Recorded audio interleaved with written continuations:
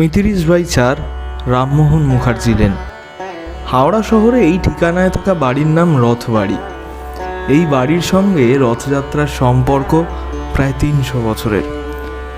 সম্পূর্ণ দেশের মধ্যে 300 বছরের পুরনো বাড়ির রথ বিরল। তারই মধ্যে একটি রয়েছে হাওড়া শহরে, রথবাড়িতে। আজ আপনাদের জন্য রইল সেই রথবাড়ির রথ কাহিনী।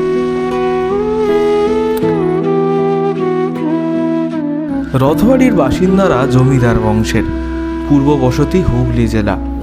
চট্টোপাধ্যায় পরিবারের পূর্বপুরুষ রাখাল কৃষ্ণ চট্টোপাধ্যায় ও গোকুল কৃষ্ণ চট্টোপাধ্যায়ের হাত ধরে এই রথযাত্রার সূত্রপাত ঘটে আজ থেকে প্রায় 300 বছর আগে। তবে এই রথে জগন্নাথ, বলরাম ও সুভদ্রা অধিষ্ঠান করেন না। পরিবর্তে রথে চড়েন জগন্নাথের অপর এক রূপ নারায়ণ। রথযাত্রার দিন রথের সর্বোচ্চ কক্ষে অবস্থান করে নারায়ণশিলা। রথে করে রাজপথে নগর পরিভ্রমণে বেরিয়ে মাসির বাড়ির উদ্দেশ্যে রওনা দেন তিনি। চট্টোপাধ্যায় পরিবারের বর্তমান সদস্যরা আজও এই ধারা অব্যাহত রেখেছেন। যখন আমার শোনা আমার বাবার কাছ থেকে, রথ যখন হতো এই 9 দিন ধরে আমাদের এই সমস্ত এলাকাটা কারুর বাড়িতে উনুন জ্বলত না। এবং এই জায়গাটা যেটা আজকে গ্যারেজ দেখছেন, এই জায়গাটা ছিল একটা আটচালা, যেটাকে নাট মন্দিরও বলতে পারে। তা আর এই যে উল্টো দিকে বাড়িটা, এটা ছিল খাজাঞ্চিখানা আমাদের। এটা তো জমিদার বাড়ি ছিল। তো সেই খাজাঞ্চিখানায় এই 9 দিন তখন ভারতবর্ষের তথা পণ্ডিতরা এখানে সকাল বিকেল গীতা পাঠ, রামায়ণ, মহাভারত সমস্ত কিছু হতো। আর সন্ধে হলে এই খাজাঞ্চিখানাটা হয়ে যেত সাজঘর, ড্রেসিং। আর এখানটা যাত্রাপালা হতো। আর এর ওপরটা না দেখলে সেইটা আমি কল্পনা করে বোঝাতে পারবো না। একটা চারদিকে বারান্দা ছিল, তাতে চিক ছিল। আর যত সমস্ত পাড়ার মহিলারা সেই চিকের মধ্যে দিয়ে সমস্ত পালাটা সব দেখতো। 1000টা কাঁসার গ্লাস, 1000টা কাঁসার থালা। তখন এই কলাপাতা শালপাতা আমাদের খাওয়া দাওয়া হতো, তাতে পরিবেশন করা হতো। আর আমাদের রথের যেটা বৈশিষ্ট্য, যেটা হচ্ছে নারায়ণ। আর এই থেকেই রথবাড়ি, রথ দিয়েই রথবাড়ি তৈরি হয়। এটা রথ হবে শিবপুরের মধ্যে, এইটা সেই সময় পরিবার তৈরি করে। তবে সময়ের সঙ্গে ছবি পাল্টেছে অনেকটাই। আগের জৌলুসও কমেছে, কিন্তু ঐতিহ্য হারায়নি শিবপুরের রথবাড়ির রথযাত্রা। সময়ের সঙ্গে বেড়েছে স্থানীয়দের যোগদান ও এই রথযাত্রাকে কেন্দ্র করে উৎসাহ উদ্দীপনা। প্রতি বছরই স্থানীয়রা অপেক্ষা করে থাকেন কখন দেখা মিলবে রথবাড়ির রথের দিন রথের দড়ি টানাতে তাদের উৎসাহ চোখে পড়ার মতো। এই প্রজন্মের যারা আর কি আছেন, তার মধ্যে আমার নাম অলঙ্গজিৎ চট্টোপাধ্যায়। আমার আরও 3 পুরুষ আগে থেকে, আমার বাবা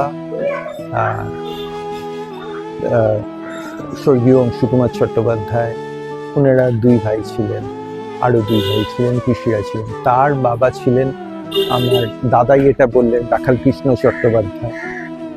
এবং উনারাও 2 ভাই ছিলেন, রাখাল কৃষ্ণ চট্টোপাধ্যায় এবং গোকুল কৃষ্ণ চট্টোপাধ্যায়। আমাদের রথের অন্যতম স্থপতি হচ্ছে রাখাল কৃষ্ণ চট্টোপাধ্যায়, আমাদের দাদুর বাবা, প্রপিতামহ যেটাকে বলে, রাখাল কৃষ্ণ চট্টোপাধ্যায় এবং গোকুল কৃষ্ণ চট্টোপাধ্যায়ের হাত ধরে। আমরা অরিজিনালি বাঁশরী, হুগলি জেলার বাঁশরীর অধিবাসী। তো সেখানে আমাদের আগে পূর্বপুরুষরা থাকতেন। এবং শুধু তাই না, আগে আমাদের একটা আমাদের সম্পত্তিও ছিল বেনারসের, ওখানেও আমাদের, এবং আমাদের মন্দিরের যে শিবলিঙ্গ, সেটা কিন্তু বেনারস থেকেই আনা হয়েছে। আমাদের এই প্রজন্মে যারা আছি তারা এখনো আর কি আমাদের যে হেরিটেজিয়াল ভ্যালু সেটাকে চালিয়ে নিয়ে যাচ্ছি এবং আগামী দিনে নিয়ে যাওয়ার চেষ্টা করব। খালি যে আমাদের পরিবারের মধ্যে সীমাবদ্ধ বিষয়টা কিন্তু এরকম না, কেননা হাওড়া জেলায়, সমগ্র হাওড়া জেলায় এবং আপনারা শুনে আশ্চর্য হবেন, গোটা দেশে 300 বছরের পুরনো বাড়ির রথ, আমি বলছি বাড়ির রথ, 300 বছর ধরে চলছে, এরকম ঘটনা কিন্তু খুবই বিরল।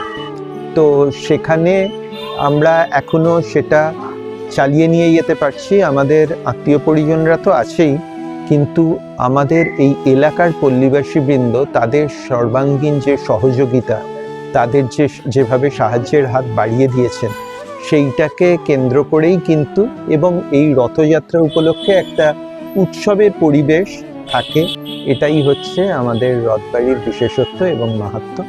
যেটাকে নারায়ণ শিলা বলে, পাথর, সেটা রূপোর সিংহাসনে তার সোনার পৈতে, সেইটা যুগ যুগ ধরে চলে আসছে। একদম রথের ওই এতে উনি বসেন, পুরোহিত থাকেন, আমার দাদা যিনি আপনাদের সঙ্গে কথা বললেন অরিন্দম নারায়ণ চট্টোপাধ্যায়, উনি থাকেন। তো এইভাবেই চলছে। সোজা রথ থেকে উল্টো রথ অবধি মাসির বাড়িতে থাকা, এটা পৌরাণিকভাবে স্বতঃসিদ্ধ, বরাবরই এটা সমস্ত রথের ক্ষেত্রেই প্রযোজ্য, আমাদের ক্ষেত্রেও সেই নিয়মটা পালন করা হয়। এবার মাসির বাড়ির এটা কিন্তু ফিক্স না, এটা বিভিন্ন সময় কিছু সুবিধে অসুবিধেকে কেন্দ্র করে ওটা পরিবর্তন হয়েছে, কিন্তু বর্তমানে ধরুন বেশ 10-12 বছর ধরে আমাদের শিবপুর ট্রাম ডিপোর কাছে ঘড়িওয়ালা মাঠের কাছে, ঘড়িওয়ালা মাঠে, তার পাশে আমাদের রথবাড়িরই একজন সদস্য, উনার বাড়ি ওই মাঠের লাগোয়া, সেখানে থাকেন। এবং নারায়ণও ওখানে থাকে সারা বছর, এবং সারা বছর ওখানে ভোগ রান্না বা সমস্ত কিছু সেটা উনাদের বাড়ি থেকেই সম্পাদন করা হয়। রথবাড়ির বর্ষিয়ান সদস্য অমিতাভ নারায়ণ চট্টোপাধ্যায় জানিয়েছেন, দীর্ঘ সময় ধরে তাদের পরিবারের রথ এই ঐতিহ্য ধরে রেখেছে। রথ থেকেই রথবাড়ির পরিচিতি, রথকে কেন্দ্র করেই রয়েছে বহু মধুর স্মৃতি। তার প্রার্থনা একটাই, এই ঐতিহ্য যেন চিরকাল অটুট থাকে। সকালবেলায় খাবতে কম ঢাকটা বাজবে, ঢাক বাজলে আমরা বেরিয়ে আসতাম বাড়ি থেকে। বেরিয়ে ওই যে বললাম, ছোটো ভাই বললো না, বেরিয়ে এসে আমরা এখানে আটচালাতে খেলতাম, ওই আমরা থামচুটে খেলতাম আর কি। সে কী আনন্দ বলতে পারবো না। আর একটা কথা, রথের সময় তো আমার এখানে মেলা হতো, এখানে মেলা হতো, পুরো রাস্তার মেলা বসতো আর কি। সে না হালুদা ভালো মনে পড়ে আমার এখন, আর সে আনন্দ বলতে পারবো না, ভাষা নেই আমার। মানে আমি রথের সামনে বসে থাকতাম, বাবা আমাকে সময়টা ছোটো ছিলাম, বাবাকে বই রথে বসিয়ে দিতেন, আমার বসে থাকতাম আমি, ওই রথ চলছে আর কি। এইটা হচ্ছে যে আমরা আর কদিন যাতে পরে যাতে রথটা যেন এই উৎসবে চালিয়ে যেতে পারে, আর এটা যেন বন্ধ না হয়, যেভাবে হোক যেন চলতে থাকে আর এইটা আমার অনুভূতি। আর না যেন এই ঐতিহ্য যেন বজায় থাকে, আর যেন নষ্ট না হয়ে যায়।